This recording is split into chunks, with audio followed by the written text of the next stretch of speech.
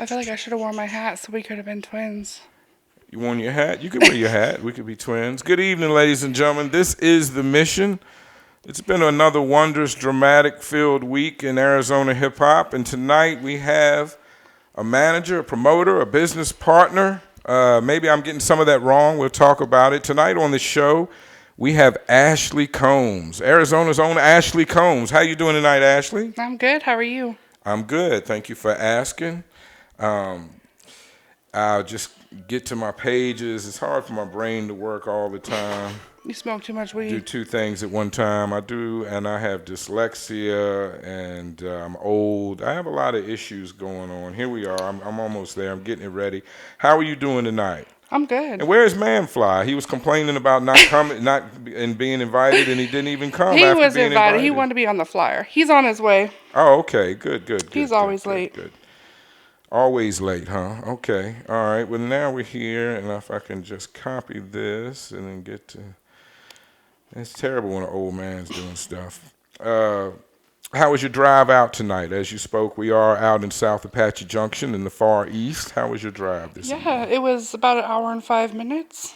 It gives you time to think. Emerge McVeigh said it gave him time to think. Yeah, no, I got to listen to a lot of good music. Actually, I got some new stuff sent over to me today, so I got to listen to it on the way here. That's a good place to start. What were you listening to?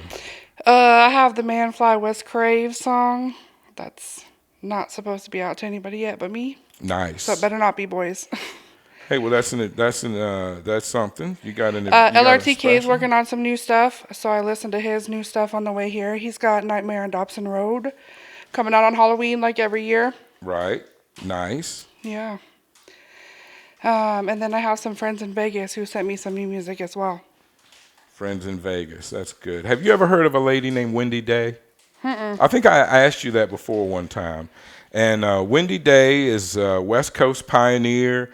She's managed groups. She's brokered deals for people.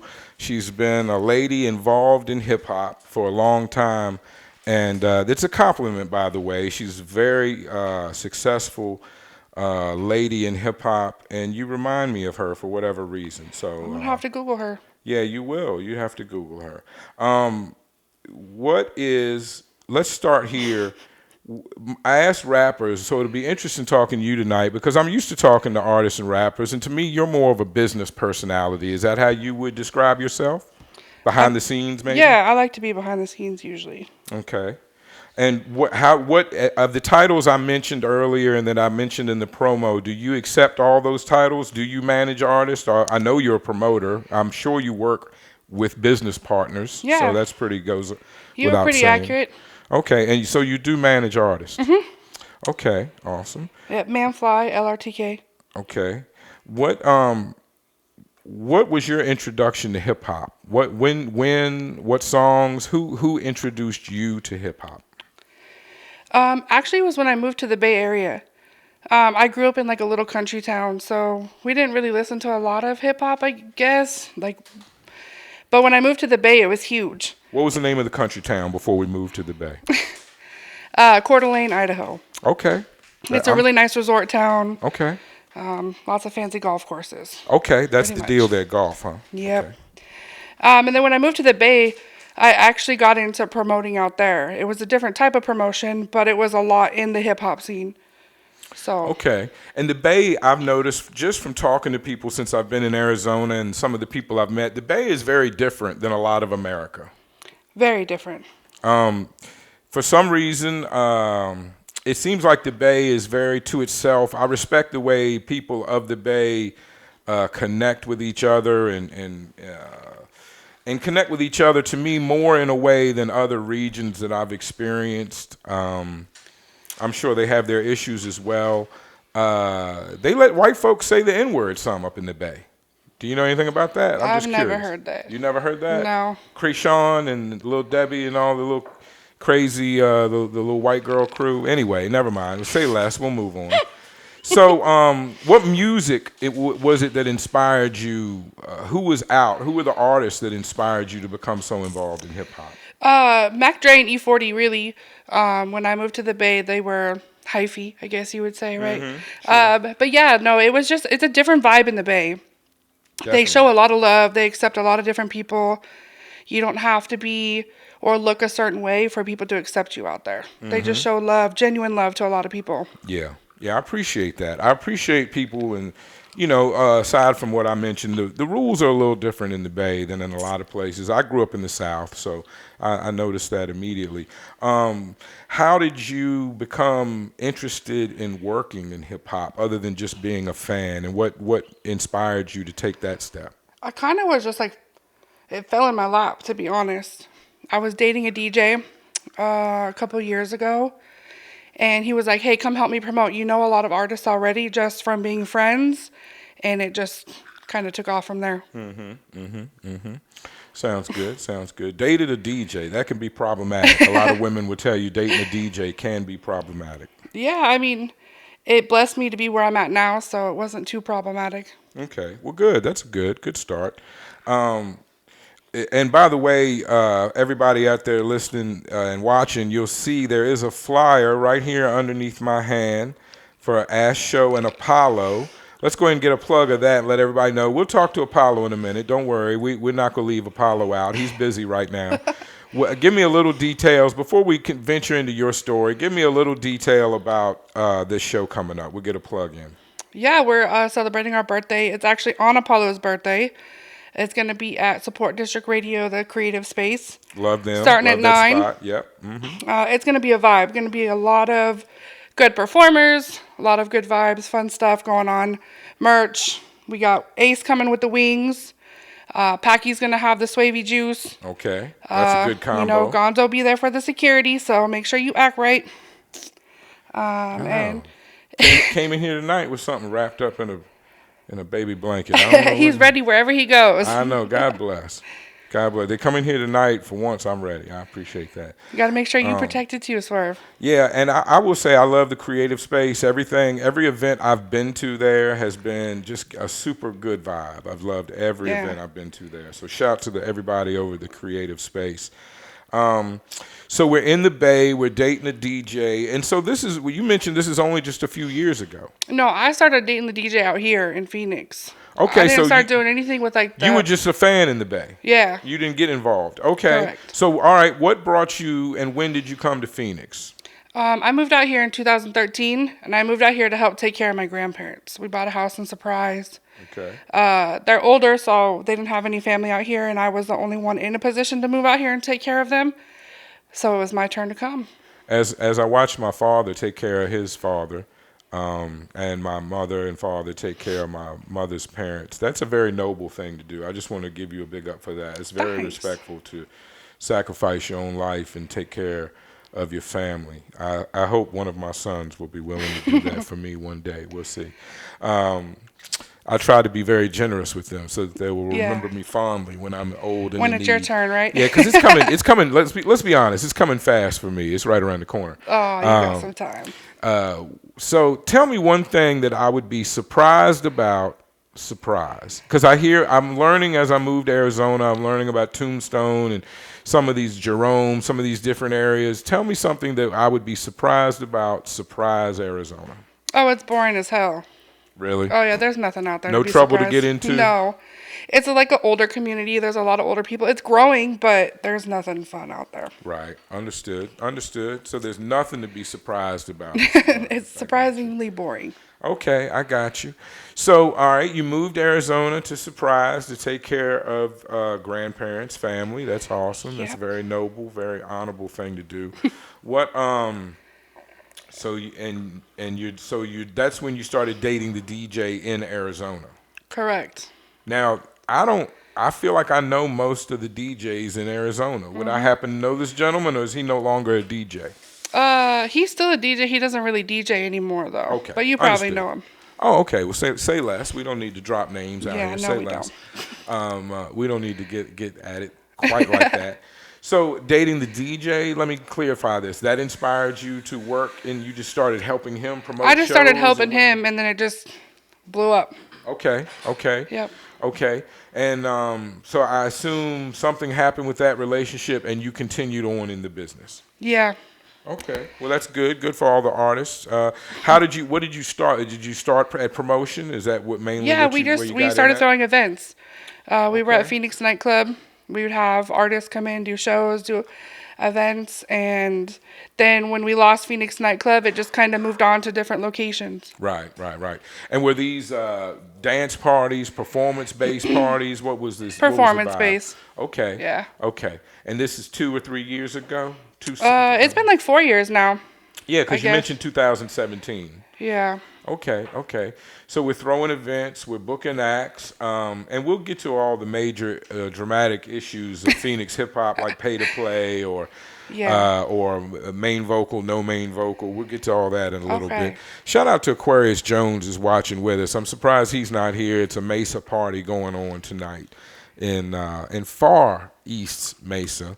Where I reside. So if you need to know, there you go. And the information for the flyer for the show is right here in case anybody wants to check that out.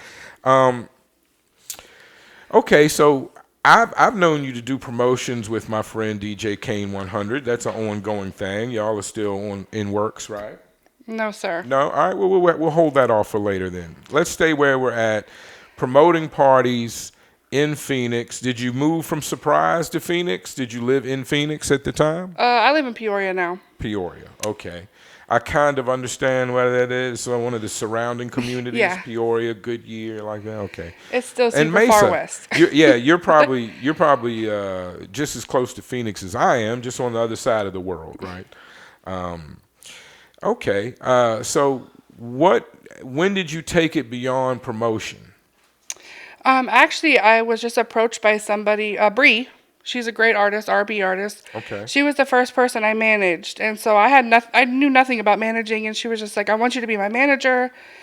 You know what you're doing when it comes to business aspects. You have a great personality. I really feel like you can help me." And I was like, "I have no clue what to do. So Understood. if you are down, let's learn together."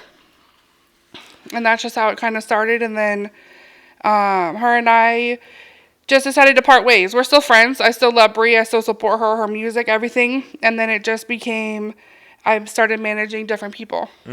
Understood. A lot of times, I had a situation like that where an artist expected the label to give him all the attention, and when the label started working with other people, he felt slighted, even though the same work was being done. It's just the idea of, so, anyway, I understand that. Shout to Bree and shout to you. So you move in with other artists.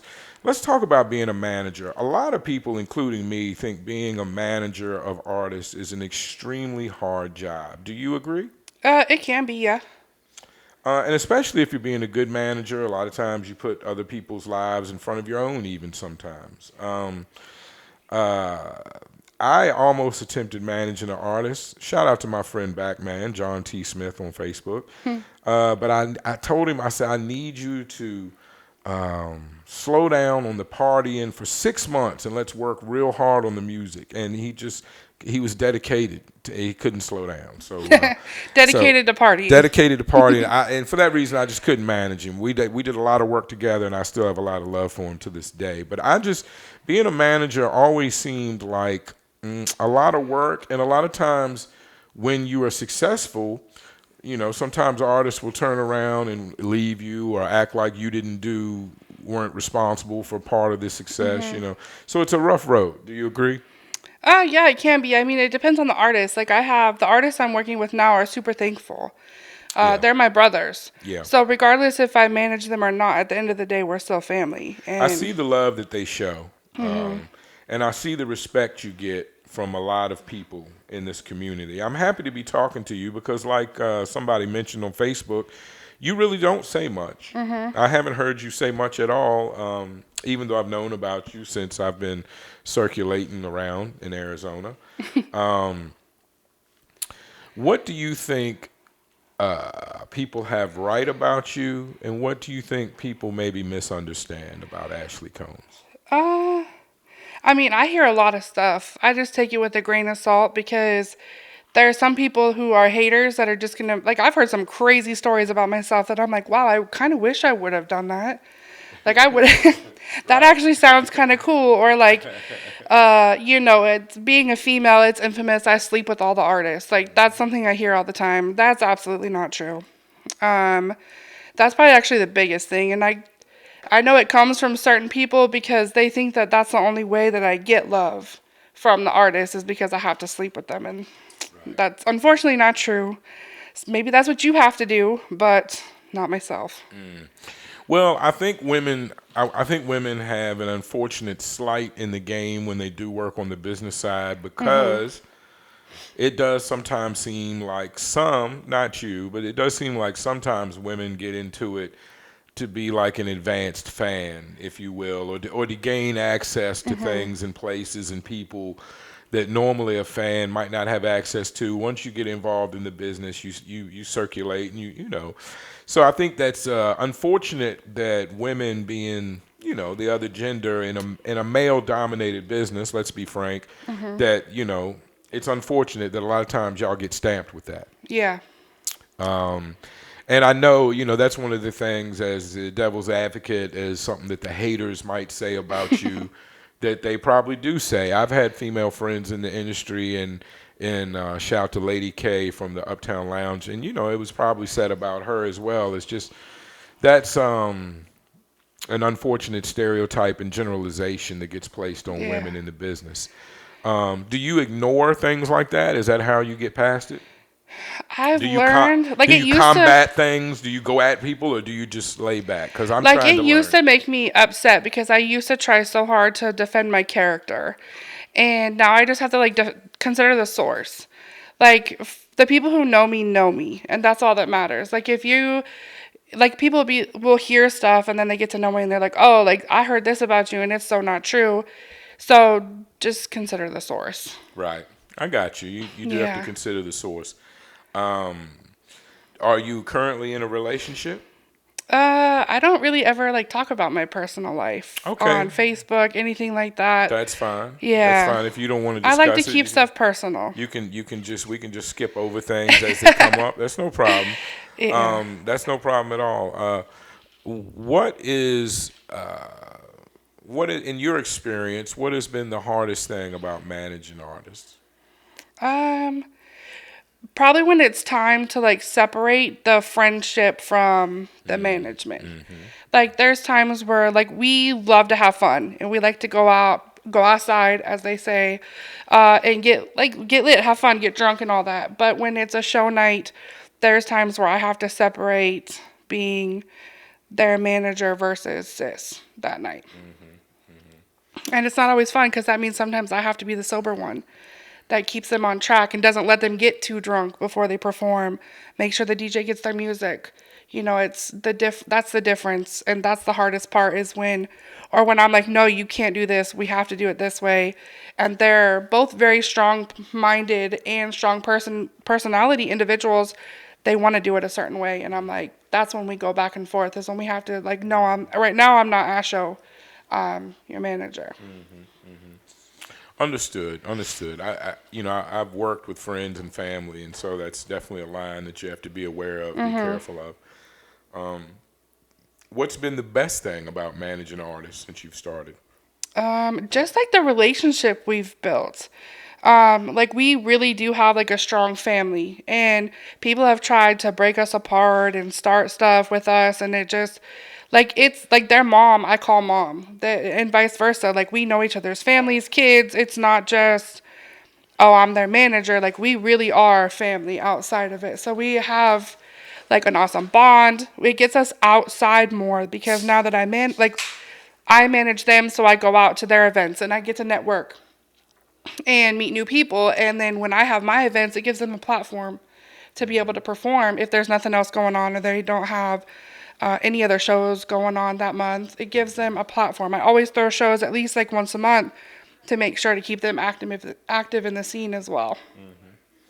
What do you look for in artists that would make you want to manage somebody? What are characteristics that make you want to work with people? And it could apply to other promoters and promotions or whatever, but mainly an artist. What For artists, mostly like I want somebody who's gonna be like super passionate. Like I don't want to want it more for you than you want it for yourself. It's hard. You can't do that. Yeah. Because the thing I taught, well, not taught, but the thing I said to my friends that were artists, especially before I left Virginia, is that you have to be prepared to be uncomfortable and make changes in your own life, especially for growth. So, a lot of times I think that holds us all back is our comfortable parts of our life. And for me, it was touring as an artist and sleeping on people's floors and sofas. That was the uncomfortable part that it got to a certain age where I just didn't want to deal with anymore. It hurts too much to sleep on the floor. It's tough, but as starving or working artists, sometimes it's things like that you have to do. What to me, promoting parties in the Phoenix area, especially hip hop parties, is extremely hard. Do you find it the same way? Do you find promoting events hard? Do you have a formula that to help? Promote like hard in what way? Well, I don't have a lot of experience. I've only tried to promote a couple things with other people, and a common situation I've had before. A lot of times the artists don't really bring a lot of people. Sometimes you have issues with the venue. The venues can be a pain, which sometimes restaurant, bar, and venue owners are pretty egotistic. They can be tough to work with. But getting people to come out and pay hard-earned money to see an independent rap show, to me, is tough. You seem to be very successful at it. How do you combat those items, those things? I mean, it definitely happens. The birthday party, we had to switch the venue. Luckily, I have built relationships with people in the city that if something falls through, I usually can find a backup plan. Right. Okay. So you have to build those relationships. If you don't have relationships with people, then if something like that falls through, you're screwed. Okay. Got you. So having a backup plan and having experience and relationships. Yeah, we have a good team. I work with Darion and Bank Mills and BBE. Right. Yep, banking 24/7, Bank Mills. So when you have a team we have a ton of resources between the three of us. So when we put events together, it's, if somebody gets sick, we can replace them working at the door or a bartender or whatever we have going on, security. We always have backup plans for what's going on in case something falls through. And every event, there's something that happens. Sure. With the artists, it's not always just their responsibility to bring the fans. It's your responsibility as a promoter. Understood. So I don't rely on the artists to bring people there. If they bring people there, for me, that's like a bonus. Okay. Now if we're giving away money or something like that, then yeah, it's probably going to be like crowd reaction, right? So you're going to not necessarily say you have to bring your people, but if your people are there, you're probably going to get the best crowd reaction. Right. It's a self-fulfilling prophecy. Right. I got that. So what do you think? There's a big debate about artists paying to play. Do you feel comfortable talking about that? When you book events, do artists pay to get on your events? It depends on the event. Some events? It depends. Events? Okay. If it's like a competition and they're going to win something, then usually there's going to be it's not going to be a big ticket. But an entry fee, though. Yeah, there's going to be some shows I don't make artists pay anything, but they have to pay the cover to get in the door. Okay. Just like everybody else. Right, makes sense. You're going to pay that cover to go anywhere. But that's it. I don't charge huge tickets. Some shows I pay the artist. When me and Kane did the Ratchet House party, some of the artists got paid to perform. Very good. Well, y'all had, that was a great party. Y'all had big names performing on that party. Y'all had big names on that party. I enjoyed. I was very sad to miss the first Ratchet House party, and I was happy and enjoyed the second one. Kane is a friend. I don't know how much you want to get into why you guys aren't working together. It's really not that big of an interest to me. I know things come and go, and people can work together. Some people can't work together. Just as a fairness to throw in, me and Sativa have a hard time working together, even though we're very friendly and enjoy each other's company outside of business. So it just happens. We can move on. What inspired you to partner with Apollo and do this birthday bash that's coming up? Well, I was gonna have a birthday party regardless. I was gonna go to Vegas, and then we're coming back early now from Vegas because man is performing. They moved the AZMT party to the 4th, Right. Got you. and then we also have the event at Endgame the same night. So we were gonna come back early anyways from Vegas for him to perform. So I was like, well, if we're gonna be back in town, I might as well have a birthday party. Yes, true indeed. So I actually had a couple artists hit me and they're like, hey, no birthday party this year because there are some artists that perform on my birthday every year. And so they look forward to it. And I was like, why not? So we kind of just do it together. And Apollo and I have recently become friends and he does a lot of the same stuff I do. And his birthday is the day before mine. And Timberwolf Bleeze, who I usually do my birthday with every year, his birthday is the 7th. Shout out to Bleeze. I love Yes. his music especially, and his apparel as well. It's nice. So we were actually invited him to do it with us as well, but he's going to stay in Vegas and not come back early like we are. Got you. Got you. So Vegas is the thing to do. You know, I'm new to the West Coast. I was East Coast born and born and raised. But it seems like Vegas is where everyone goes to get away. Vegas Yeah, or, it's or close. Rocky Point. It's like 4 hours. Do you ever go to Rocky Point? Do you guys I go to haven't. Mexico? We were going to do Rocky Point, but there's a couple of my brothers are afraid to cross the border. Okay, I get Yeah. it. So we decided to stay inside. But yeah, so I was like, if I'm going to do my birthday party, you want to do yours with me? So then that way we're not celebrating my birthday on your actual day and taking anything away from your special day. We can just do it together. Sounds great. It sounds great. Being that you are a promoter, manager, business partner, you're not a rapper, so you don't do collabs. But I'm gonna take my usual thing that I do and spin it a different way. Okay. I'm just gonna say maybe names, organizations that everybody would know from the Phoenix scene. Okay. And you can just tell me the first word that comes to your Oh, mind. Jesus. Or the first phrase. Is that scary? No, it's not scary. It's just a little game we play. Let's play. Yeah. It's all fun. Nobody should be offended. It's all fun and games. COE Yante. He's hype. Definitely. Hype's a good word for him. Yeah, he's Good hype. word for the young bro. He's super talented. Okay. And I was going to say, you can give phrases or a few words. Yeah. It doesn't have to be just one word, but that's cool. COE Yante. RTU. It's hard. Like hip hop festival is the first thing that comes to my mind, obviously. Sure. Me and Justice are dope though. Like I don't have problems with Justice. It's always cordial, always love shown. Cool. Yeah. Very cool, very cool. The Hip Hop Festival is a big deal. I'm glad they're coming back in full effect this year. September 11th and 12th, if you need to know. September 11th and 12th. The weekend after my birthday. Right, just for the promo. Marley Park. He's a savage.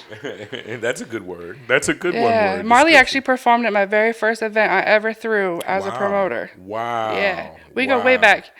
Y'all go way back. That's awesome. Yeah. Me and as far as me being in AZ, me and Parks go back pretty far too, as much as anybody. He started out an adversary, and now I appreciate calling him a friend, even though he is a bit savage and sometimes wild, and maybe you might even call him crazy.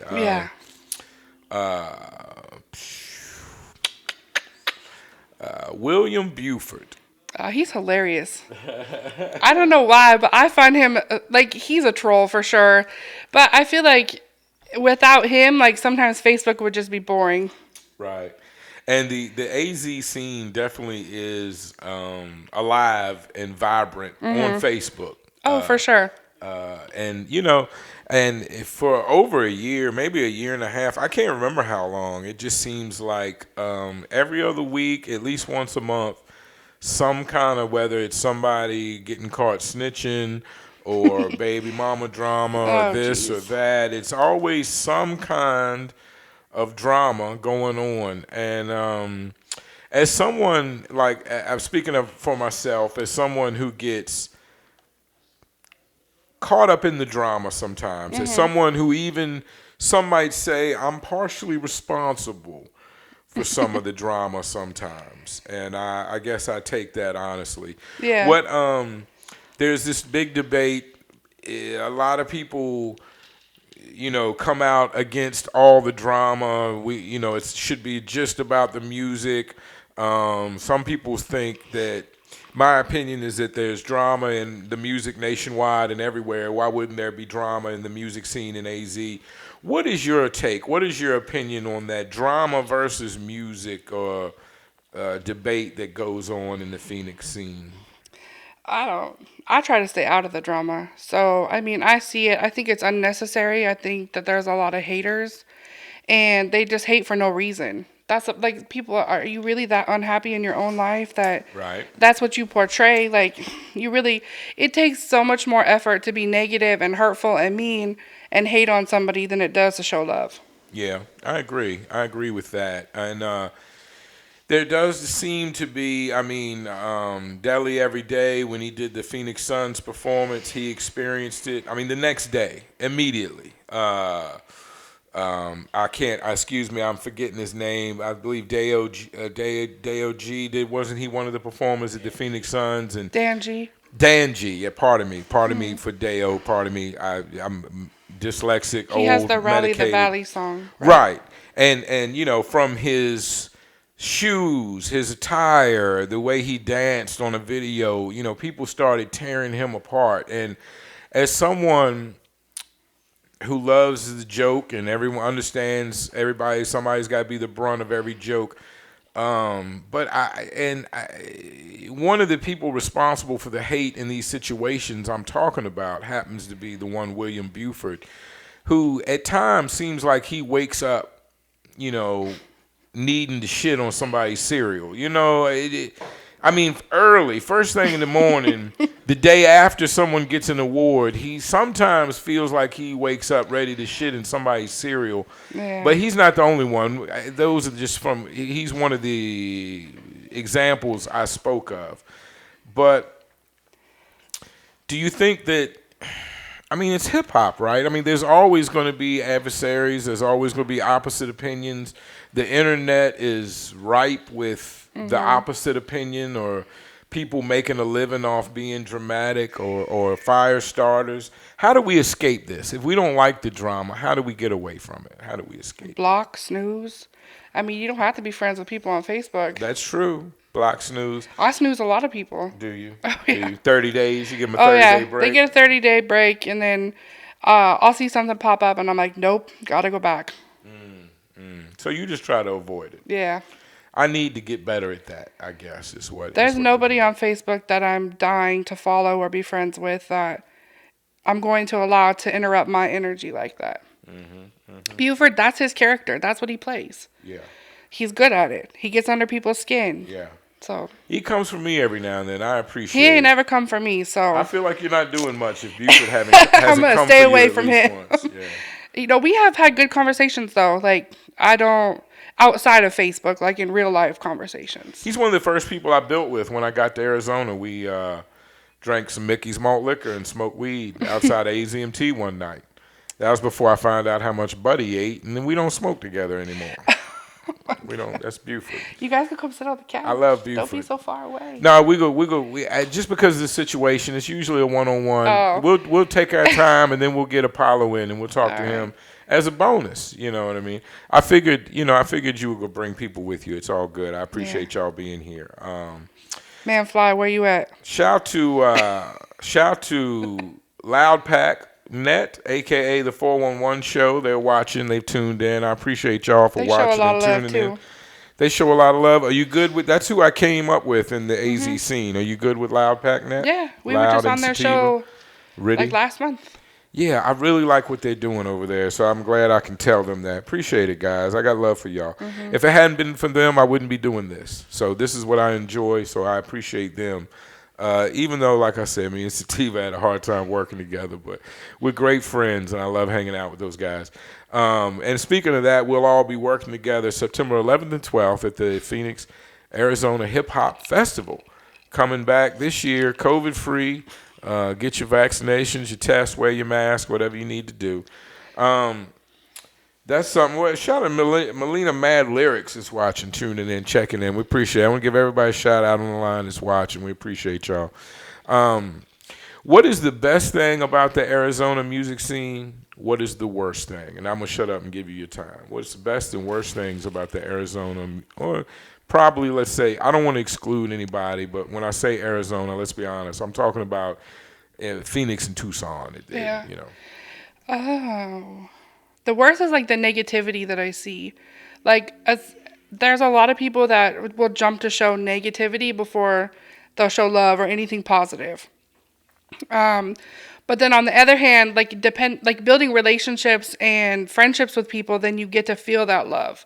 So it's kind of like a double-edged sword. You have to get through all the negativity and just learn to put those people aside so that you can have those genuine relationships. And there is a lot of love in the scene if you are a genuine person. I agree. Okay. That was the good part or the bad part? It was That was kind the of bad both. part. Yeah, Like the bad part is like you have to get through. There's so much negativity. Like I see it all day on Facebook. There's always like people throwing cheap shots at each other, throwing shade, like subliminal posts. subliminal messages left and right, and it's just like we Jay-Z know and who you're Nas talking would be- about. Like why Yeah. don't you just say their name? Yeah. Yeah, Like- yeah. Until we don't, you know, I had that issue today on the post because a lot of times, you know, it's funny the artists rally against the DJs and podcasters, and luckily the managers usually get left out of this conversation. But the artists usually have problems with the way media is moving or DJs are operating. People have had problems with contests that RTU has put on, and we've talked about that on the show in the past. People have had problems with DJ Pest and his contest that he has on Wednesdays with who wins and who didn't win and who Nobody's should've ever won. going to be happy. Pest and I used to do shows together a couple years ago, and it didn't matter who won. There was always somebody pissed off. Of course, because you know we're all artists at the end of the day. The conversation was brought about today because my new friend Rockadopoulos is under the impression that everybody wants to be famous, and that's part of the problem. And I would retort to that to say, everybody in America wants to be famous, if not the world, right? Like, I mean, to some extent, I'd rather have the money than the fame. sure, if there's a way to do that, sure, Yeah. sure. That's the Illuminati. But That's all the guys that aren't on the. They don't even want their name in the Forbes 500, but they've got more money, you know. But there are some people locally that do act like they're already famous, and people who have never been in a position of power that now are in a position of power and they're not using it the right way. Okay, that sounds good. That sounds good. Who is? Let's get some positive vibes going. Who is Yes. an? Name me 3 artists you've been impressed with lately. Lately. Just who's been on your mind lately,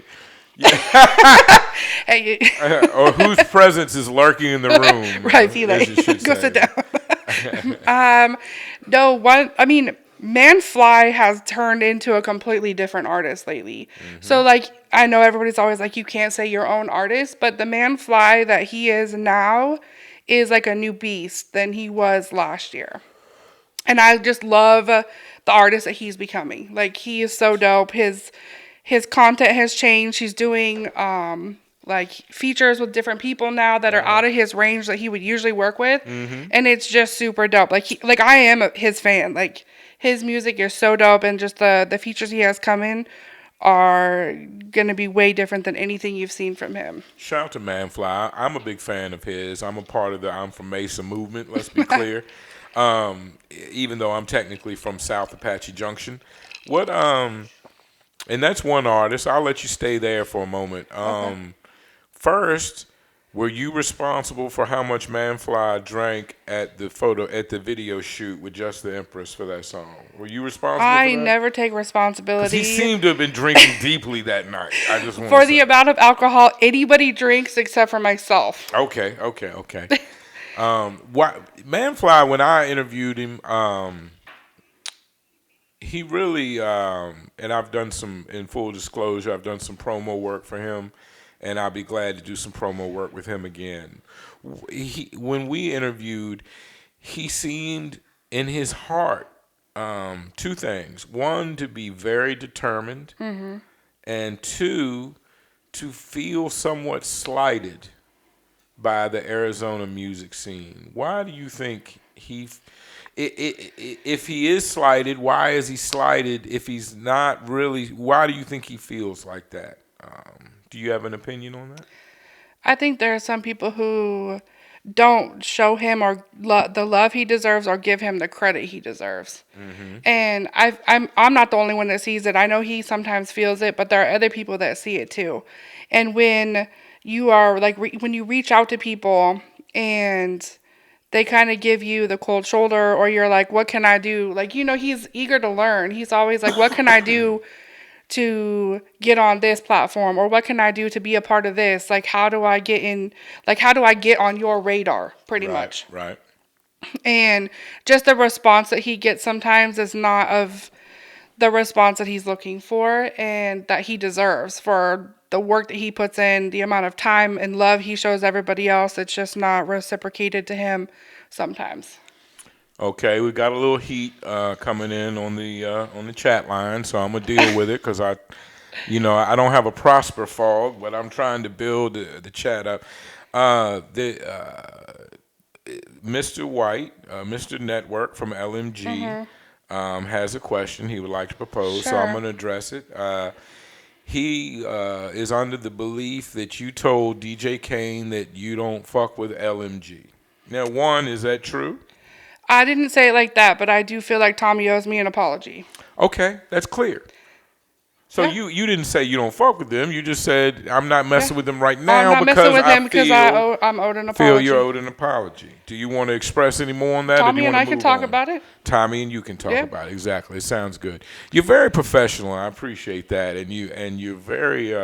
I think the way you move in this interview and in the scene could be very beneficial to kind of pass that on to maybe the artists you work with, because and a lot of times my wife is my management outside perspective.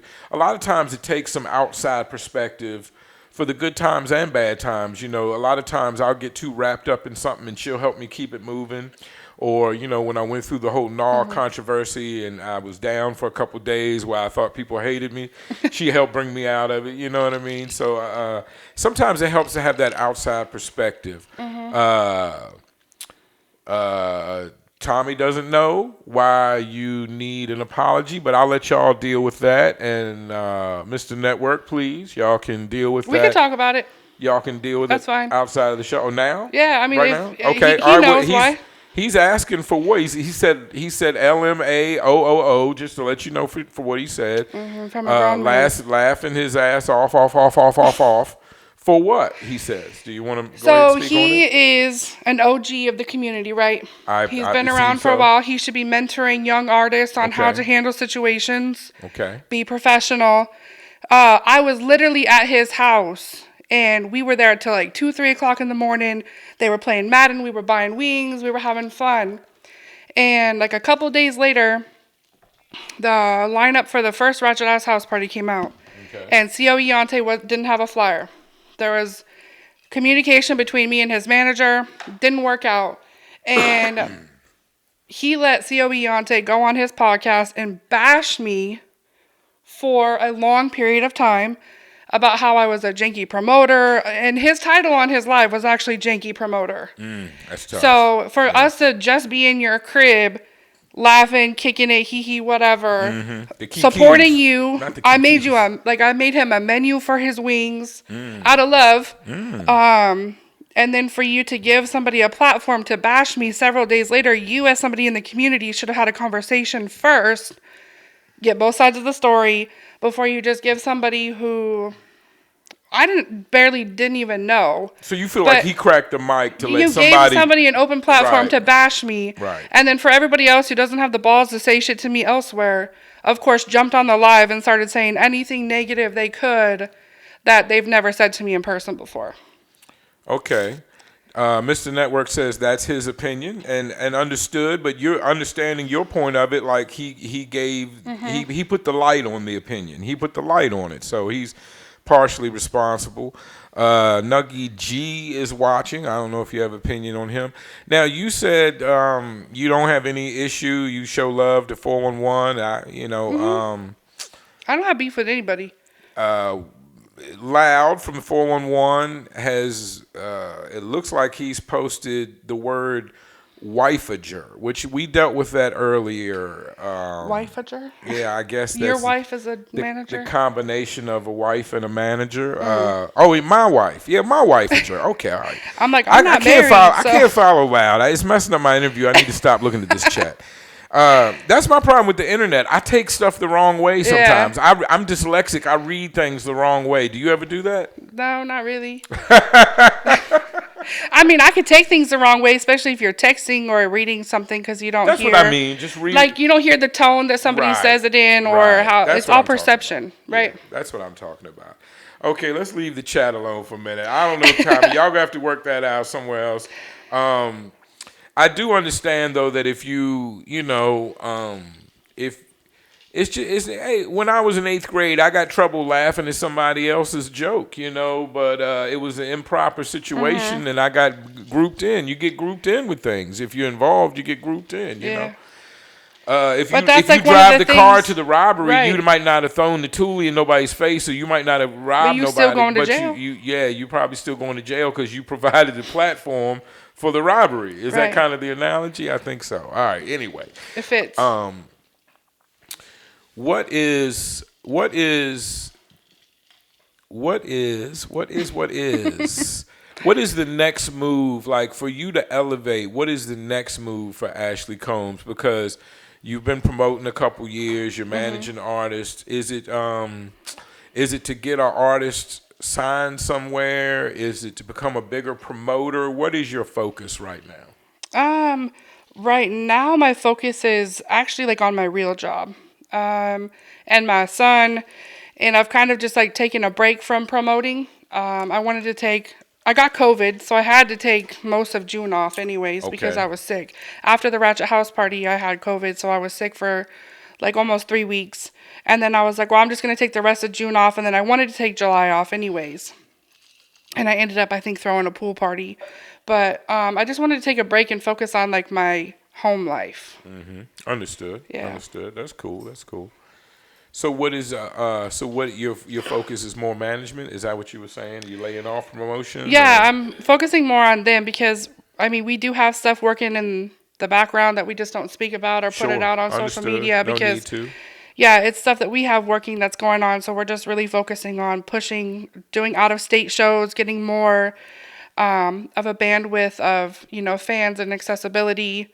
So Apollo has connections in Miami. That's where he'll share that with you. Cool. Yeah, we can talk. We definitely can talk to Apollo in a minute. But definitely we have stuff planned coming up to go to Miami, go to Houston, maybe St. Louis. Just do some broaden our horizons and not just stay in Phoenix. Sure, that's definitely the move, and that's where we all. So as artists, where all of the artists should be trying to get to, of course.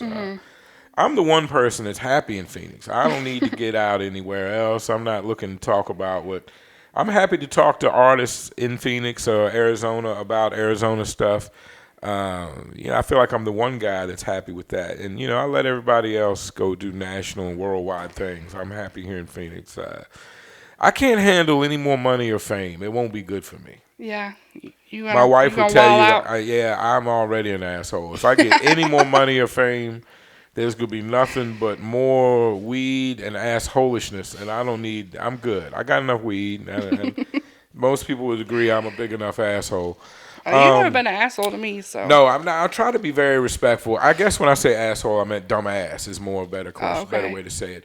What? I mean, you have some pretty sweet dance moves, but. Thank you for saying that. I am for the record, if nobody knows, I am an award-winning choreographer. In 1991, my group won the lip sync competition mainly due to the choreography that I was responsible for. We won first place, Lewisburg Junior College lip sync competition. So I am a classically trained dancer along with my other talents. I appreciate you highlighting that and posting a video for me because that really helps promote my hosting abilities. Right. What's something that is the people that know you that don't know you in Arizona? What would we be surprised to know about Ashley Combs? See, that's why I needed Man here. Because Man would be telling you. He would tell you what would be surprising. Yeah, I mean, I'm a pretty open person. I'm not, if you are in my circle or you hang around with me long enough, there's like nothing that's gonna surprise you that I do or say. Right. I get that. Is it tough being a lady of a lack of melanin in this business? Aside from being a lady, is it tough being a white lady in this business? Has I anyone don't think called so. you a Karen? No, they haven't. Good. Well, that means you're one of the good ones. Then. We appreciate Yeah, no. I mean, I don't feel like it's tough or I've never had any issues. that. Okay. Um, did you ever know family or friend life? And maybe it's an age thing. See, I'm so old. When I first got into hip hop, people thought it was strange for white people to be involved. So your friends, your family, your grandmother, anybody ever gave you any grief, like running around doing hip hop things? No. Well, that's a beautiful thing. Maybe Yeah. the I mean, world my is friends are changing. always like, go use your white privilege. Yeah. Talk to So, the cops. yeah. Talk to the manager. Whatever. Yeah. Yeah. I did that the other day. I helped a brother. He had some trouble at a QT, and I called management for him because Yeah. that's what white people do. We call management. You know Yeah. what I mean? We get to the bottom of something. I actually called as the new news. I've got a new news thing I'm gonna do called Swerve on Your Side. I'm gonna start Oh, helping. geez. I'm Here gonna we start go. helping the community, and basically by just doing white people shit, like calling the manager, taking it up the chain. Every now and then the manager can't do it. You got to take it up the chain to the regional. Oh, The no. regional can't do it. You got to take it on up the chain, start firing off emails. You know how we Right. do. You know how we do. No. I'm just playing with you. You want to give your nail salon a shout out? Your nails Oh, are yeah. Nubian Nails. pretty Donisha crazy. Bryant. They reminded me of the hacky sacks I used to own in 8th grade. I Yeah, used to they're my play birthday nails. They're the Asho colors. I used to play the hacky sack, believe it or not. Glow in Very the dark. stylish with the different. How do ladies keep up now? You got different. I see y'all like will have 1 or 2 fingers just to be the pop, be the off, Yeah. like yours. You got, because it used to be just having them all one pink would be good enough, but now you got No. like leopard skin going on over there. Or Yeah. something. Just kind of whatever the mood is when we go in. Yeah, it never ends. I saw a lady Pinterest. with little pictures on her fingers and everything. Yeah, I It's searched crazy. through Pinterest for a long time before I figure out what I want. Okay, very good, very good. Well, I don't want to waste any of your time. You're very busy, very important. I appreciate you coming to sit down with me. Appreciate you The having me. internet is not but so crazy. You and Tommy can work out that whatever later on. We'll leave that alone. Is there anything that I should have brought up or that you'd like to speak about that I didn't bring up? Just some of the artists, I just want to give them a shout out, the ones who are performing at the birthday, just to show them some love. Let's see, we have Foreign Dutch, Filet and Nico, The Poet, Joe Boy, Tay Prophet. I'm going to get in trouble for forgetting somebody I know. LRTK and Manfly, of course. Those are known, though. Any event I do, my brother's Right. going to be there. Okay. Bank Mills. Check. Cali Boy hosting, yeah. I Cali saw Boy that is on the hosting. flyer That's right my here. brother. A lot of great artists and a lot of people I'm not only familiar with, but I'm fans of. Will you say that? How you say that guy's name? Filet Ainko? And Nico. Ainiko? Okay, I'm still working You're on such it an after all this asshole. time. I was, huh? I had she to said- practice for so long because the first time I said his name, he was like, I don't know who you talking to, but that's not my name. Yeah, the first time I said it and heard it, I was on air, so that it got worse. It's never gotten great. I still, to this day, say it wrong, and I apologize every time, so I'm Yeah. sorry. But That's okay. it's just some things like it's rough with my mind because sometimes when things become an issue, it's concreted as an issue. Mm-hmm. I don't know if that's dyslexia or old age or the medicine I smoke or what. Do you smoke the THC? I do not. You do not. Well, that's good for a manager. If I had a manager, I wouldn't want a manager to be getting as twisted as I do. Nope, I stick to the That's Hennessy. part of it. That's cool. Straight hen dog, huh? All right. Hen dog, no THC. Big show coming up. Yes. If I think of anything else, I'll have you sit back down. Why don't we talk to Apollo? All right.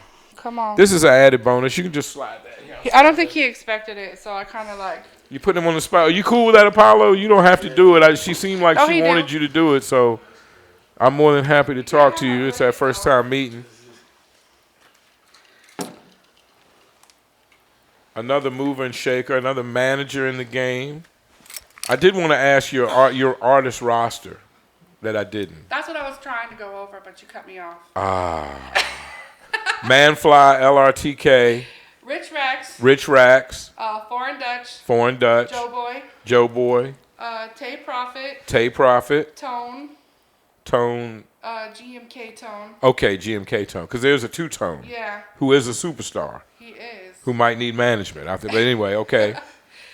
Bank Mills. Man, Filet this and is Nico. okay.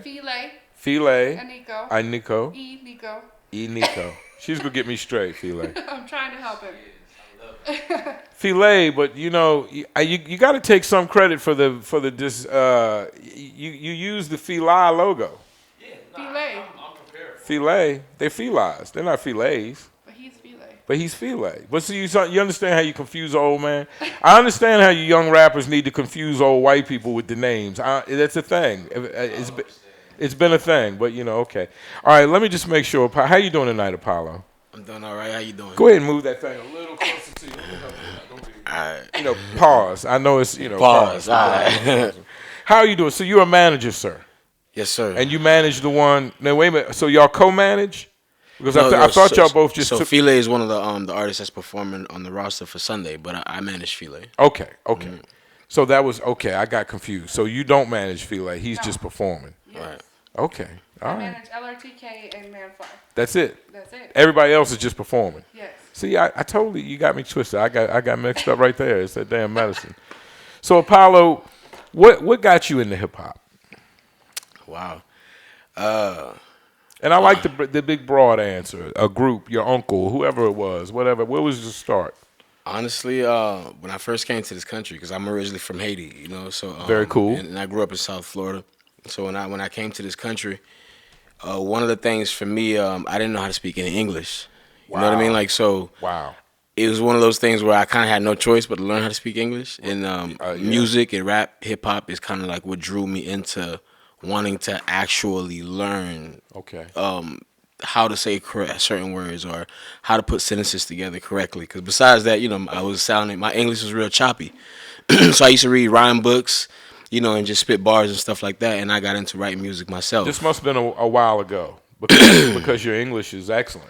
Yeah, I mean, over time, rapping and hip hop and, just paying attention to a lot of lyricists and their delivery and how they would put sentences together, it actually helped me become like a very strong reader, So even in school, I didn't really speak English, but I was still one of the strongest readers in the class because I was always so dedicated. I dedicated myself to really learning the English language. Wow, that's incredible. So that for me, like rhythm and poetry, rap, all of that is drawn in. It's because when you're a rapper or when you're an artist, what happens is over time you actually learn. You really do. You learn. You push yourself to the limit and you learn. So that's why you get better and you get better. And that's how my English was, over time from writing different raps, whether my raps is garbage. And I got better over time. My English got better over time. And with that, my public speaking got better, and I became less conservative.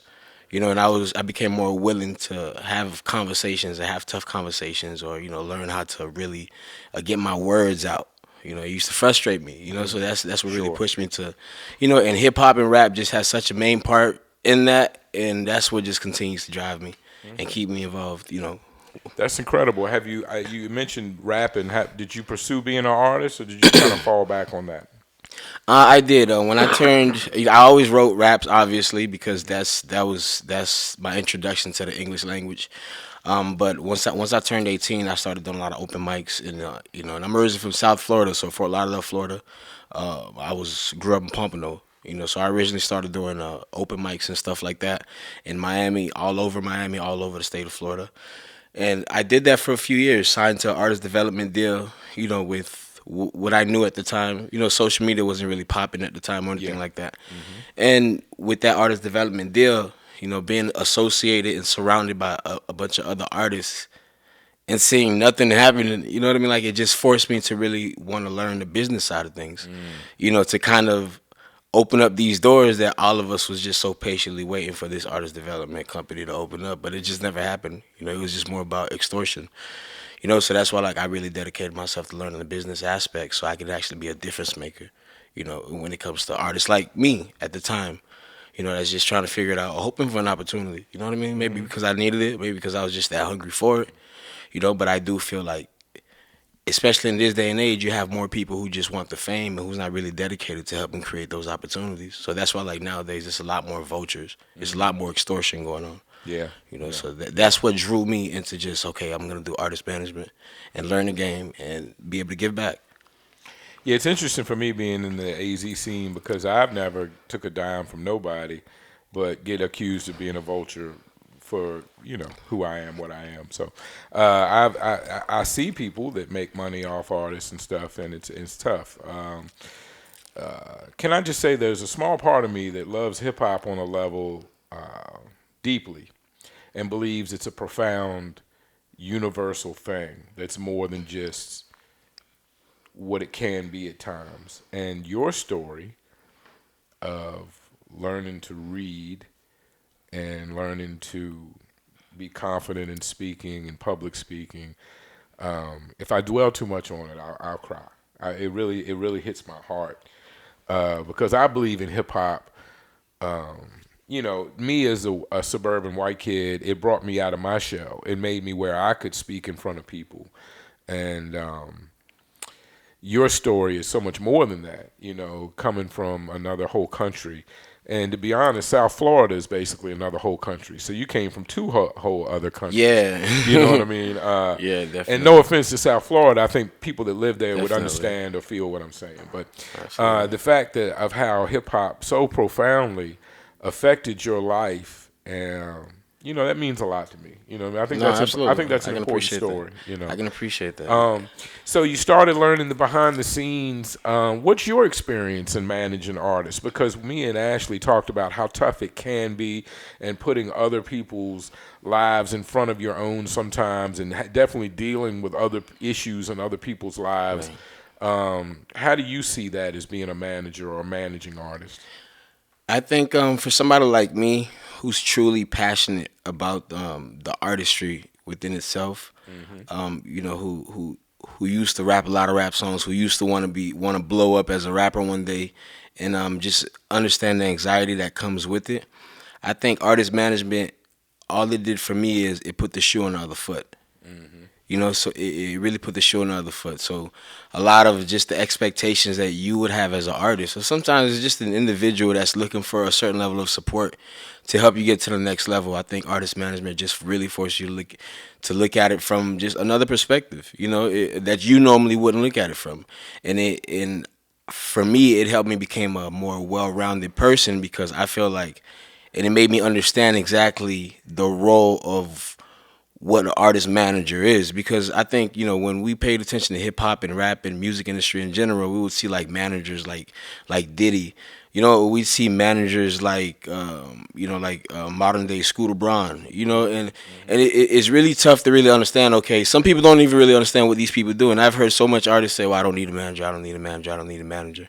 And one of the experiences that I've had is, sometimes the hunger within us can get the best of us, and we do need that little voice in the back of our head, to really help us get a perspective, a better perspective, of the picture that we're trying to, of the painting that we're trying to build, if that makes sense. So I think sometimes, being a manager, I've realized a lot of artists don't have that little voice. A lot of artists, they're not used to having that little voice. It's just a lot of different factors, and I've realized what the difference is between successful artists and artists who never make it anywhere.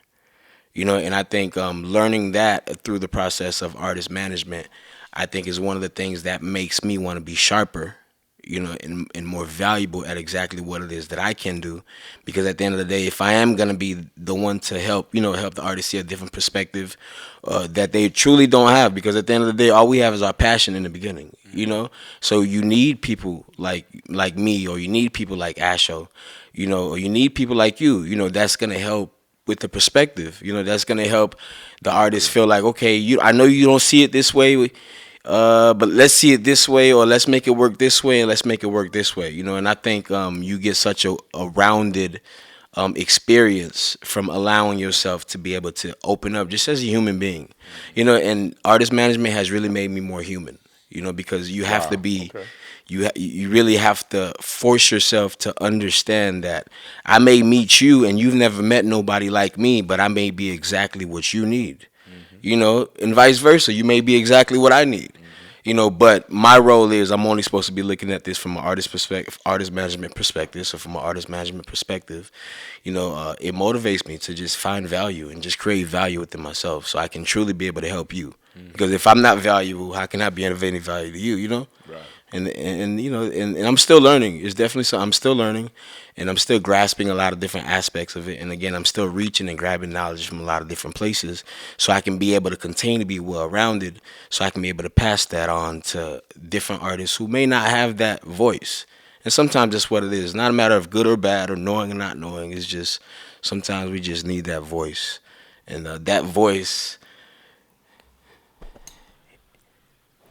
is what gets paid too. You know what I mean? It's what gets you paid too. That voice is what gets you paid too. But I think a lot of artists they think if they don't have a lot of engagements, it's not worthy to have a manager. But like Ash and I spoke about, and definitely what you were just speaking about, sometimes you need to manage your movements. Sometimes a manager helps you manage your thoughts or your perspective. So there's a lot that a manager or just another set of eyes, another set of ears can add to a situation. The artist you manage, Filet, is very divisive in the city. He gets a lot of support, and he gets a certain amount of, I would call, petty hate. What do you think, for the people who don't get Filet? I think about Feli every time now when I say it. And I just say different. Just say it different than Feli. Just whatever. Don't say Feli. For Fee, I'm just gonna say Fee from now on, so I'll be good. For the people who don't or misunderstand Feli, why do you think that is?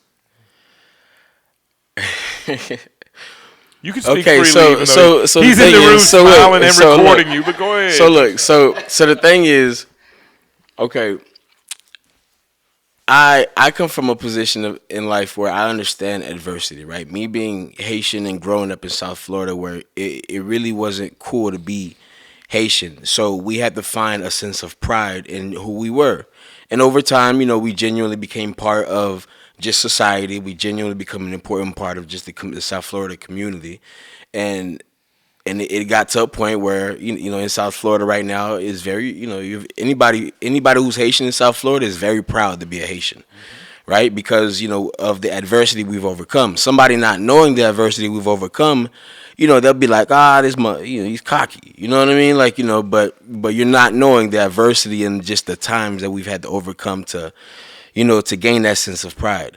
And I think being an artist, it's just the same, and from the conversations that I've had with Fili as as an artist, is that he values his experience. He values his experience. He values the time that he's truly invested into perfecting his craft. You have different types of artists. Like you have some artists like that's just they just jump on a beat and they just sound good, so they run with the artistry, and it's cool. However you can express yourself. If you sound good on wax and you can make money out of it, that's cool. But then you have artists who really invest a lot of time into trying to perfect their craft. And artists like that, they tend to have this type of entitlement, where they truly do feel like, if I know I'm good at something, of course I would like to be acknowledged for it. And I think that's the angle that Fili comes from as an artist. He just wants the acknowledgement for the work that he's put in. And I tell him, like, yo, like, they're not gonna know right now. You know what I mean? Like, you gotta wait a little bit and then just let them figure it out. In overtime they'll, but even though he's not coming from a malice angle, you understand? He's really coming from just feeling like, yo, man, like, I'm dope at this shit, man. Like, give me my credibility, Right. or whatever. Even though the reality is nobody's just gonna give you credibility, or you truly just gonna have to just earn it over time. Yeah. I feel like even though he's not coming at it from a wrong angle, I feel like it's taken as that because a lot of artists maybe lack the same level of confidence within themselves. You know what I mean? Like, because it's just like being a man. You know, if I'm confident within myself, like, I don't care about the next man. You know what I mean? Like, it doesn't matter what the next man says. You know what I mean? Like, I've been in the room where the next man says, man, I'll beat anybody up in this room. You know what I mean? Like, and I just sit back and just laugh. Like, what, where would it take? Where would it get me if I just if I just get upset? You know what I mean? Like about something like that. Now I feel the need to do something about it. Like it doesn't mean nothing. It's not proven facts. You know what I mean? Like so, I think just the way that File carries himself as an artist and just how proud he is in his music and his craft. I truly do feel like you know, a lot of artists are intimidated by that. That's just the reality of it. That's nothing that just started. That's why even within the music industry, certain artists always just stayed within their own lane. You know what I mean? Like not because they didn't know each other, not because they weren't friends. It's because they knew, all right, well, this guy does this type of music and I do this type of music. I'm cool just being over here. I'm cool just being supportive. I'll buy his album and you know what I mean? Like, and that's just that. You know, and I just feel like it's for artists that's trying to come up, I feel like you're always gonna run into artists like Fila, especially the deeper you get into the industry. You know, you're gonna run into artists who you've never heard of, but they have such an entitlement, you know, because they've really put in so much work just to get to the point where they're at. You know what I mean? And it's like you're gonna run into artists like that, you know, that's proud of their craft, that's proud of the work that they've put in. I feel like if you get to a point where you're that proud of your craft and you're that proud of the work that you put in, then you're not going to allow somebody like that to ruffle your feathers. You know what I mean? Like their opinion about themselves is not going to make you feel no type of way. You know, and that's how I truly feel. Granted, I do tell Fila he needs to chill out with the antics sometimes. You know what I mean? Like I do think he be trolling. You know, but in his words, it's marketing. You know, and granted, controversy sells. It truly do. You know, and For better or for worse, it seems to be the way business is done Yeah. these days. Yeah, on you know, a large scale or independent scale. yeah, you know, so it's just one of those things. It can work, but you know, but you'll never be able to control how other people feel, and that's one of the things, you know, that we have to realize. So ultimately, I may not mean you know to punch you in your face, but it doesn't mean it doesn't hurt. Right. You know, and some Right, people right. can't take a punch in the face. Understood. You know? Understood. Mike Tyson said everybody has a plan until they get punched in the face. Yeah, just like a lot of people planned on winning that AZ challenge, and then they got punched in the face by Filet's version. Right. Why are you sitting here? Why are you sitting here? Let's talk about that. What difference does it make what jersey you have on while you're rapping? Is that an odd thing? That was odd to me because it seems like you know the Yog somebody like Yog Westwood reps California very hard, even though he's an Arizona guy. And it just seemed like when people are in a what was obviously a songwriting challenge, a MC challenge, to make the conversation about what jersey a gentleman has on to me seems very frivolous and unnecessary. Like not avoiding the point, really. You know what I mean? Like Yeah. Anyway, we can skip over that. What I like how you spoke about it, and I agree with a lot of things you said. And what, in your opinion, what is holding File back from making it to the next step? What's his next step? What's holding him back from making to the next step? I don't feel like there's nothing necessarily holding him back. I just think you know we have to. We just have you know time. You know we just have to value time. Time and work. And the thing about time is time gives you the room to work. You know to put in more work. You know. Sure. And time is either our best friend or our worst enemy. You know. Do you do some regular Americans, for lack of a better way of saying it, and I say this because your story reminds me very much of somebody I've interviewed a couple times. One, Bobby Baymont, who is he was actually orphaned in Port-au-Prince, Haiti, and brought to America and adopted by a lovely white family in a small town. And you know, when I heard his story, I compared it to me it was as dramatic or more dramatic than Tupac. You know, everybody looks at Tupac's story of being in his mother's womb while she was incarcerated and being born to a Black Panther, and you know that story is exalted. And I brought up that I thought Bobby Beaumont's story was similar, being an orphan, you know, in one of the poorest cities in the world, and being black in America, being raised by a white family, being black in America, all these extreme obstacles that he made it through, and the extreme obstacles that obviously you've made it through. Do you grow tired of regular American complaints, having come through the obstacles you came through?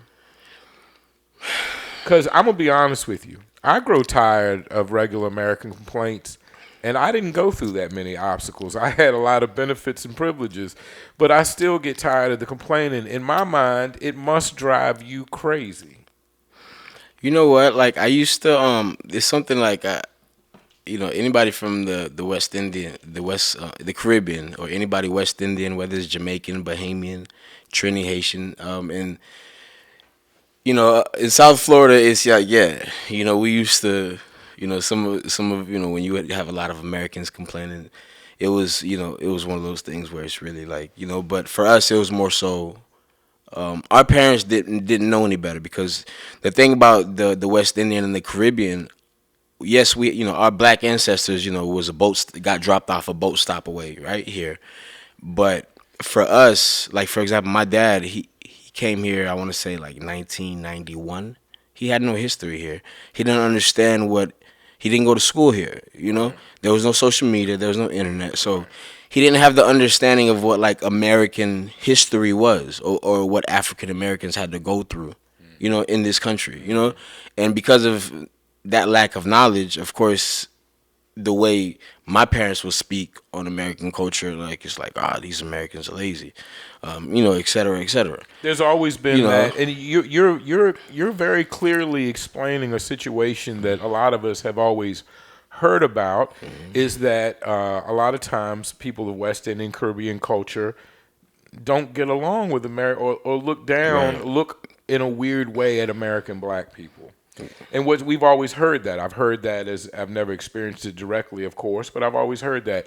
And I think what you just did was very clearly explain where that attitude or that perception came from, which which me as a person didn't really understand as Right. clearly as you just put it. And then vice versa, because like, you know, even for us, it was like, okay, we're here, you know, it was like, we're Haitians, okay.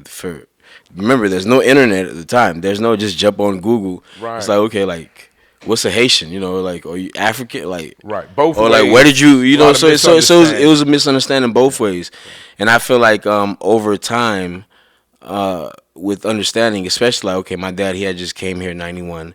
For me, me having grew up here and spent a lot of my time my life here, and you know, reading books, and you know, having access to the internet, and really learning over time, and meeting a lot of different people, you know, networking and meeting a lot of different people. I have a better understanding of what the African American culture is and has been in this country.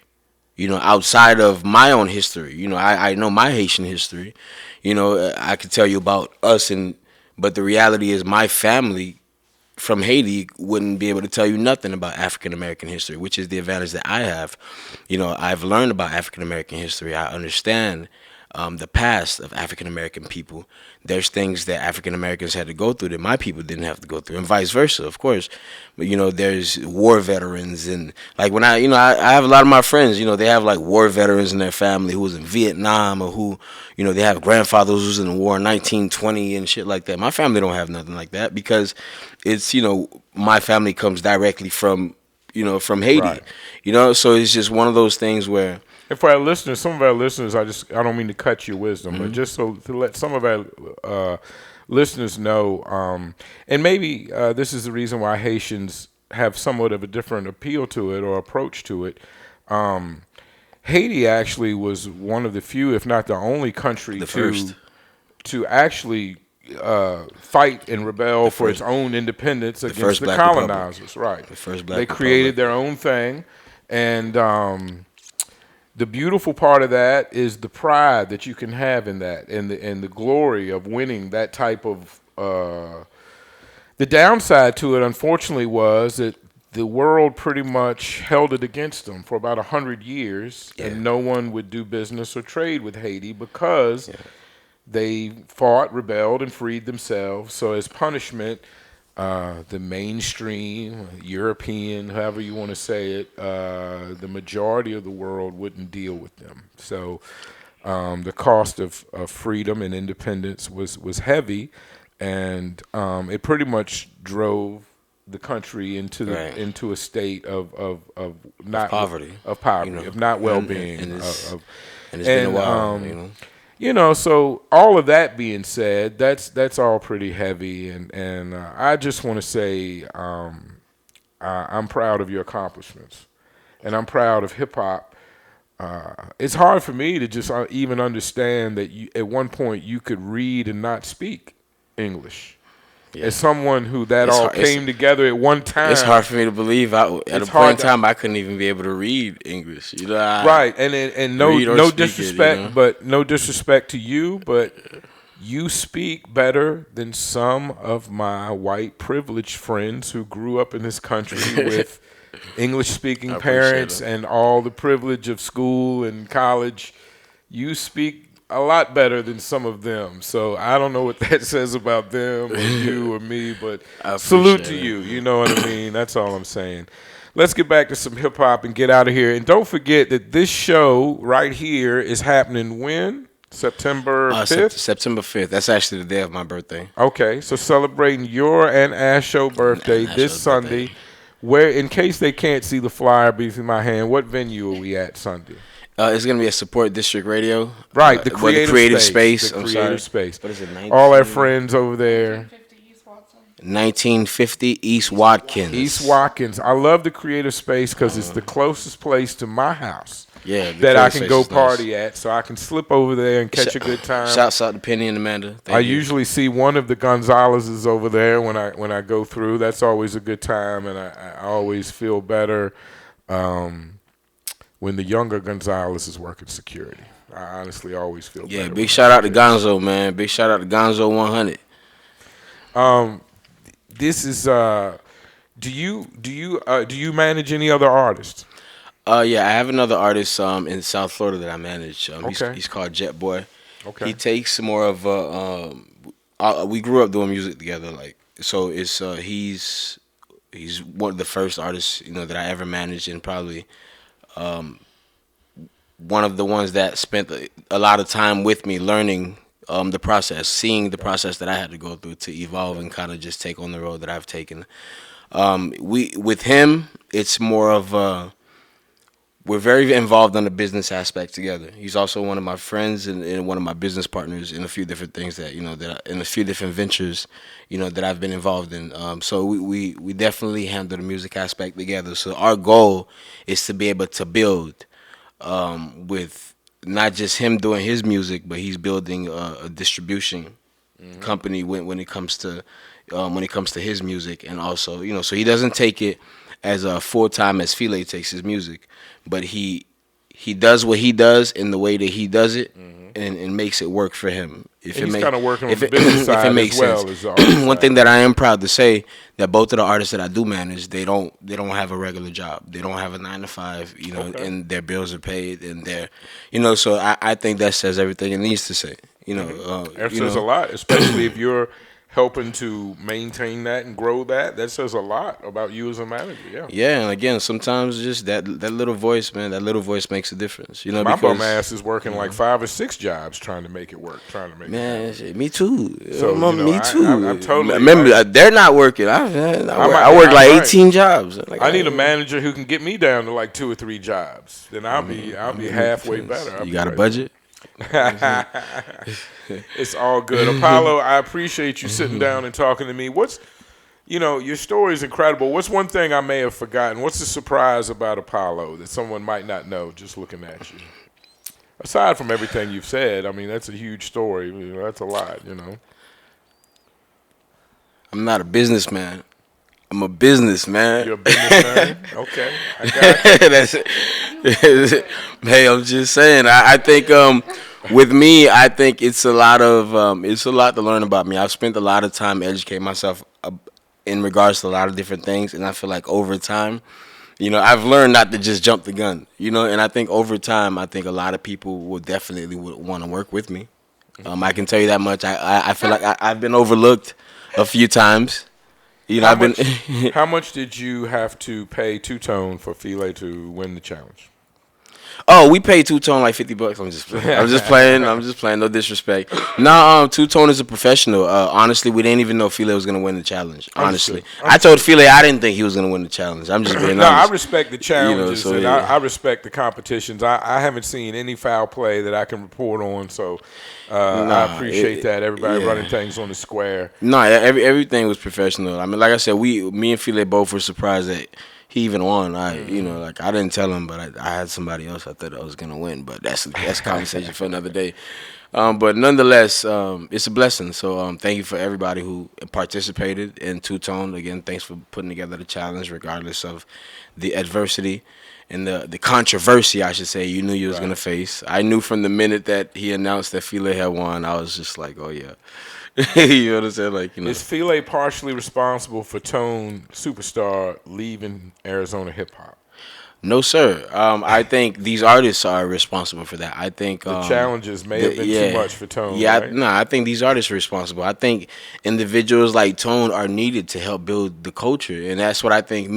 And I'm not talking down on Arizona community. It's more so for me. Like I'm from South Florida. Obviously, we have a much faster pace when it comes to celebrities and the music scene moving and shaking. Yeah. So it's a lot You more got of Rick a. Ross, Uncle Luke. You know what I mean? Like, so it's a lot more industry. Miami Beach, and I realized Fat Arizona, Joe, Nori. I know so many dope artists in Arizona. I've met better artists in Arizona that I've met. 80% of them, honestly, are better than the artists that I've met in a lot of different states that I've traveled to. You know what I mean? Like, I'm glad you feel that way because yeah. I feel that way. I've been constantly impressed by the artists and the music.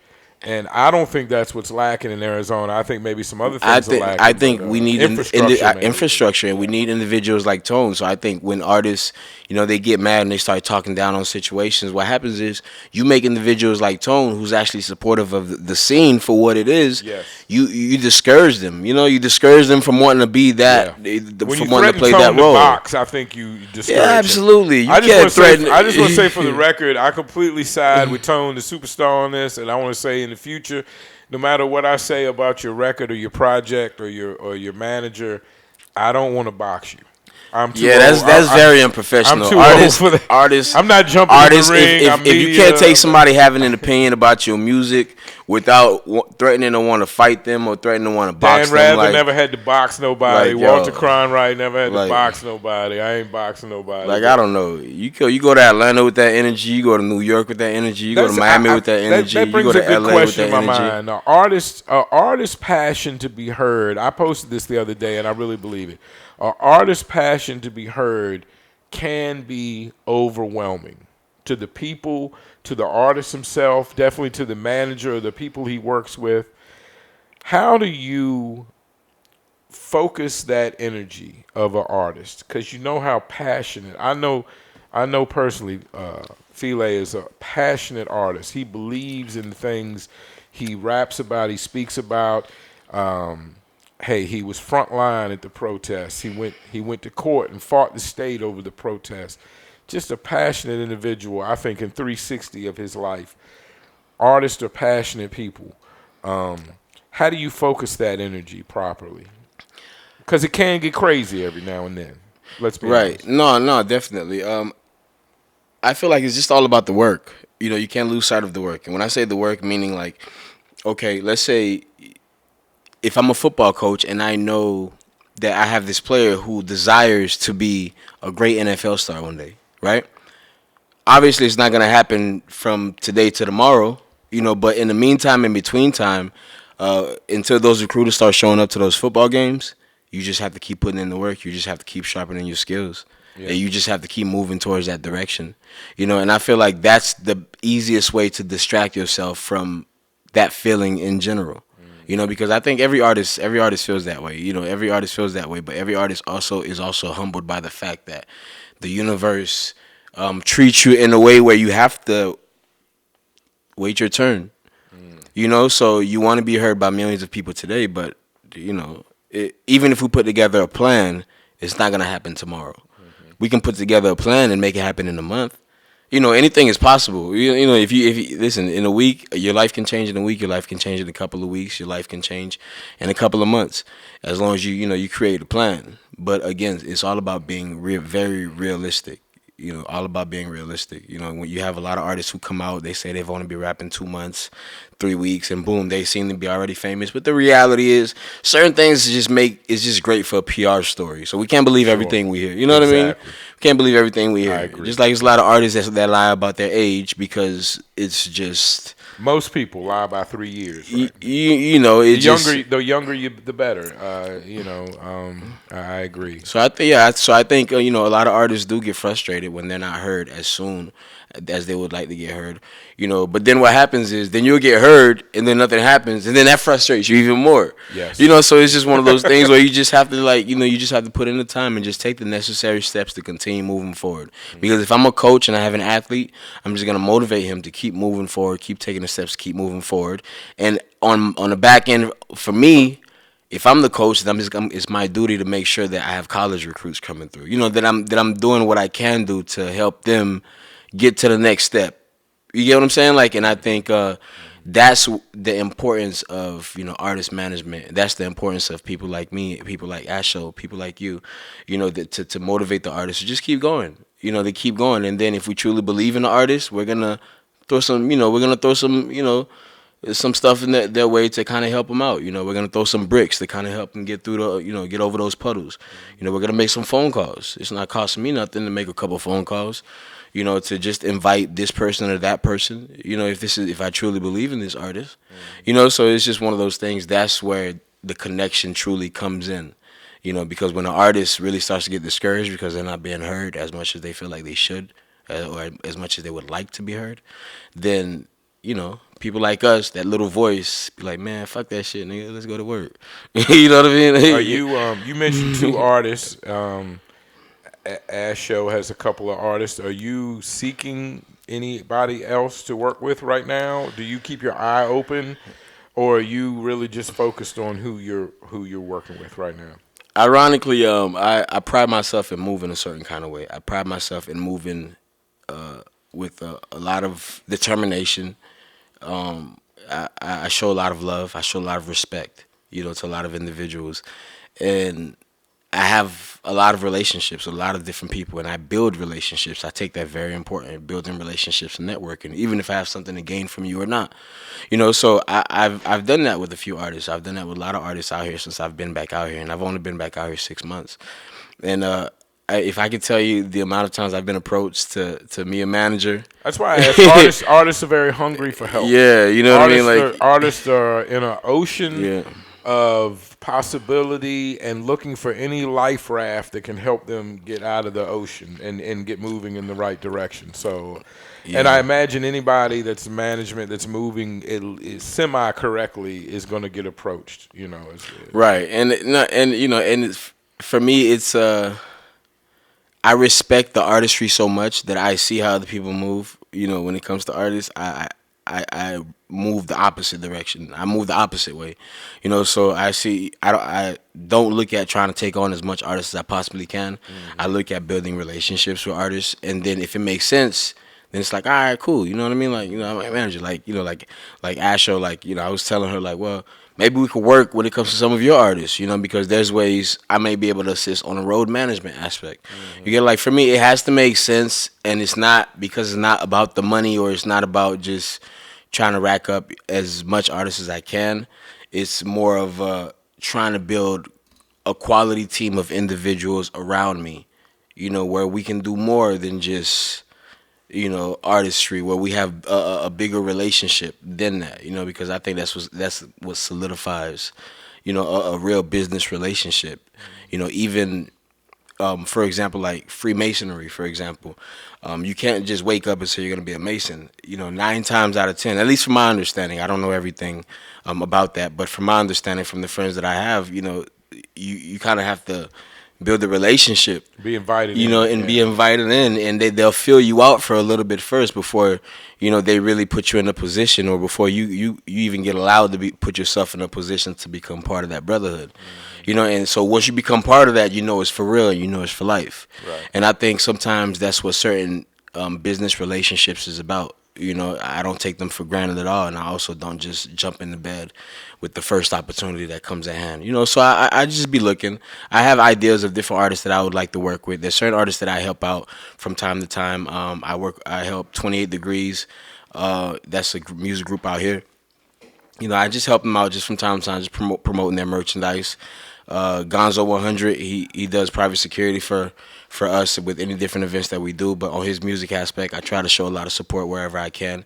And these are situations where there's no strings attached. It's just more so just to validate my support for them. Now, if they decide they would like to do business with me, guess what? People do business with people that they like. You know, so it's like if they don't like me, I don't want them to sign no contract. And if I don't like them, I don't want to sign. I don't want to be in their management. You know, so I don't rush into things like that. I just take my time. I am, you know, just open to just conversations. I love this music, so I definitely feel like I want to network and I want to talk to every artist who just has anything they would like to ask or any conversations they would like to have. I'm very much open to it. I'm very much open to learning a lot more than what I think I know. You know, and over time, who knows? Who knows? Well, man, I had no idea I was going to talk to you tonight, but I'm really glad that I did.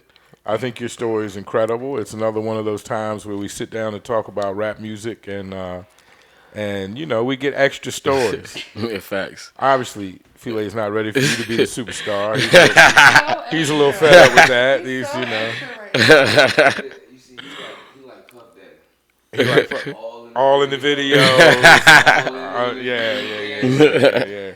Well, he's got some things to say. I'm glad we sat down and we talked, and you know, I appreciate your story. I appreciate your effort, and managing artists is not an easy thing to do. So I appreciate the job you've chosen and what you managing File is not an easy job. Hey, well, we'll leave that there. I don't want to keep this We're going gonna leave all it at night. that. But September 5th. September 5th. At the Creative Space. I'm going to be sure I'm there, be there.